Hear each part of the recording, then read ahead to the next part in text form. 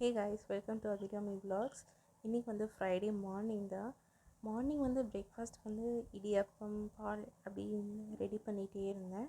நான் வந்து அன்றைக்கி டயட் ஃபுட் எதுவுமே எடுத்துக்கல. ஸோ இடியாப்பமே ஒரு போர்ஷன் கண்ட்ரோலாக எடுத்துக்கலாம் அப்படின்னு சொல்லிட்டு இடியாப்பமே எல்லாருக்குமே பண்ணிட்டேன்.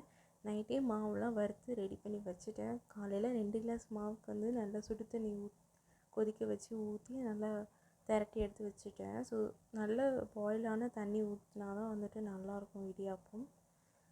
பாருங்கள் எவ்வளோ சாஃப்டாக இருக்கேன். நம்ம குழலில் வந்து கொஞ்சம் டைம் கழித்து போட்டாலுமே வந்து நல்லா சாஃப்டாக வரும்.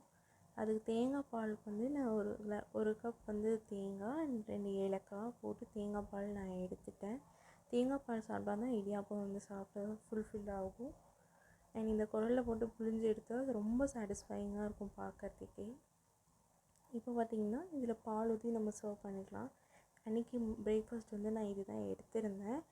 அண்ட் அதுக்கப்புறம் கொஞ்சம் வேலைகள்லாம் இருந்தது, அதை பண்ணிகிட்டு இருந்தேன். அண்ட் டைரெக்டாக நான் லன்ச் ப்ரிப்ரேஷனுக்கே வந்துட்டேன். இன்றைக்கி வந்துட்டு சாதம் வடித்தாச்சு. ஒரு தக்காளி சாதம் தான் செய்கிறேன். இது ரொம்பவே சிம்பிளான ஒரு ரெசிபி தான்.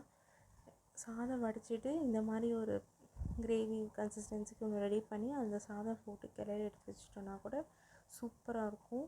இது வந்து என்னோடய ஒரு டிஷ் தான். நான் வந்துட்டு இந்த மாதிரி சிம்பிளான டிஷ்ஷஸ் தான் வந்து ப்ரிப்பேர் பண்ணி சாப்பிடணும்னு நான் எதிர்பார்ப்பேன். அண்ட் அன்றைக்கி வந்து சாம்பார்லாம் எதுவும் வைக்கலை. அண்ட் நான் வந்து டைரெக்டாக டொமேட்டோ ரைஸ் செய்யலாம் அப்படின்ட்டு வந்துட்டேன். அன்றைக்கி கொஞ்சம் எனக்கு வேலை இருந்ததுனால எடிட்டிங்லாம் பண்ணிகிட்டு இருந்தேன். அண்ட் ஒரு 2 மணி போல் என்னோடய ஃபுட் நான் எடுத்துக்கலான்னு வந்துட்டேன். ஸோ வெங்காயம் தக்காளிலாம் நல்லா போட்டு குக் பண்ணிகிட்ருக்கோம்.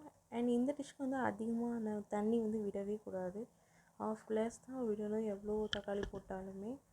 ஸோ அதுதான் வந்து இந்த டிஷ்ஷோட ஃப்ளேவரே இன்க்ரீஸ் பண்ணி கொடுக்கும். அதிகமாக தண்ணி ஊற்றினா அந்த ஃப்ளேவர் வந்து இருக்காது.